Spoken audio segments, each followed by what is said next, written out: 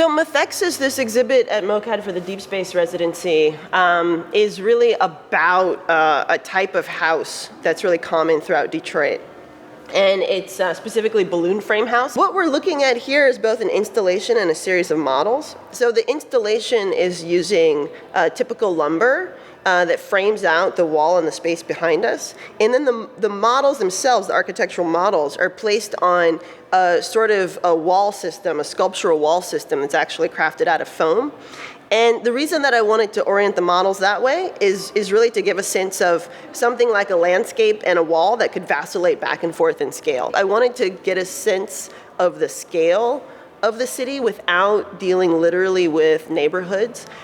And what I'm looking at is actually a subset of 70,000 or 80,000 properties here in Detroit that are publicly owned. And a lot of my work is about public space, whether that's cultural space, thinking about even spaces like a living room as something that could be a site of culture, a site of exchange, upscale that up to a whole neighborhood or infrastructure. What interests me about the houses in Detroit that are publicly owned is how, in terms of architecture or urban design, we could look at these houses as performing publicly, actually engaging the city and open for us to engage with. The language that you hear more often is that these houses are blighted or that they're a liability for the city and a problem. I actually look at this kind of typical house that's publicly owned as an asset and a public resource.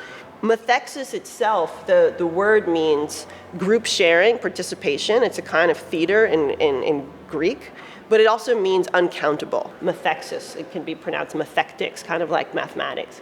So the word for me became a way of thinking through these spaces in Detroit as almost uncountable. Once you get beyond sort of 100 or 1,000, how can we even conceive of 10,000, 50,000 of the same house repeated throughout the city? But I wanted to combine that with this sense that we have access, that there's a kind of performance that we can all participate in, not just as designers, but as people engaging with spaces in the city. So what you'll see here at Methexis is both this in the gallery, the installation of the Methexis houses, the series of algorithmically generated iterations on a publicly owned house in Detroit, as well as videos showing the House Opera, the specific project that sort of sparked this approach. One screen showing maps that really start to illustrate across the whole city the sort of processes of demolition. And then you'll see another video that is taking scenes of the demolition, the curated demolition, the kind of subtractive architecture, we call it, that we did on the House Opera last summer. We were working with a typical wood frame, balloon frame house and looking at ways of opening that up to participate in performance and art projects and become a platform for an artist residency. It's a very kind of flexible structure to work with. This project takes the House Opera as a model and attempts to move that into something that could be multiplied 10,000 times. So in order to do that, since there aren't 10,000 architects working on this, the way that I took that on was to work computationally, where instead of designing one house or replicating one house, I set up a system of parameters that can take footprints, any footprint in Detroit within a certain size, and produce the spacing of frames, produce an existing a roof, and actually then sort of carve spaces out of it. This summer, as Methexis is open here, the Deep Space Residency at MOCAD, I'm also participating in the U.S. Pavilion and the Venice Architecture Biennale. So I'm with my collaborator, Marcelo Lopez Denarde, I am one of 12 architectural teams working on this project in Detroit, but I'm the only one actually living here in Detroit. So I've had a kind of double perspective. There will be a virtual reality component here where I'll be able to show some of what's happening in Venice here later this summer.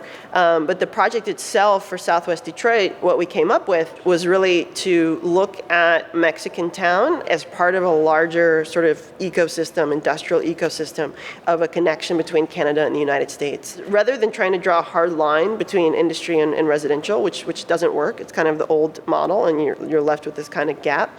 We said, how can we look at the whole site as informed by improving air quality and then giving people access to industry without the harmful side effects. What's really exciting to me about Methexis and having Dawn curate the videos that are here, both for this month and then in July, is that it continues this collaboration. And in the same way that Methexis is taking the house opera and really kind of scaling that up and looking to see how can we start to really think about a whole collection of tens of thousands of kind of self-similar spaces. I think her videos here, which are two of the videos that she's curating right now, one of them she just produced this year, so it's very new, it's very fresh to me. I'm seeing it for the first time, and that's Impossibility, Blackness, Leisure. There's some amazing footage in there that is also grabbed from news media, which is looking at this kind of police situations. It's for me, one of the clearest moments of the relationship of the title to the work, where the scene that we see is a group of people, it looks like having a barbecue or picnic on some kind of residential strip that probably could be their own backyards. And that kind of moment of leisure is being interrupted by police who are pointing and bringing in dogs, and the dogs themselves are running and at one moment kind of knocking over a stroller. And you could see the fear and the terror and then the response, of these folks who were attempting to kind of have a picnic.